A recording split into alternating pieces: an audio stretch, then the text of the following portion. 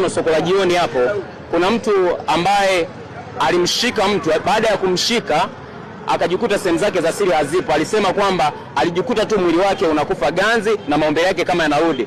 Kwa baada ya kukuta na hicho kitu, kumkamata yule jamaa, kumwambia amrudishie, akamrudishia, lakini alimrudishia ni kale kadogo. Yule mtu akampiga mpaka wakamchoma moto, lakini cha kushukuru polisi waliwahi kufika. Kwa jinsi ninavyosikia tunaambiwa tu tunavaa hivi ndio tunaweza tukawa salama, maana tumeambiwa hii ndio kinga, vitu vinapotea, mazaga zinapotea, maana watu wengi tunaona wanapigwa wanakufa, ila hatujawahi shuhudia mtu tukimuona zaga zimepotea. Kwa lazima tujikinge jamani. Hali ndo kama hivi mnavyoona. Naona mmeona kabisa polisi zinapandisha zinashuka, zinapandisha zinashuka, watu wanakufa, watu wanachomwa. Sio uongo jamani, ila tunashindwa kuelewa shida ni nini. Pini tunatembea nayo kulingana na nini. Sasa unajua tena watu waambia wasema kwa hii pini ni dawa, kwamba yani kwamba wewe mwanaume sio kuonaye hapo kutembea nayo unakuja na vizuri.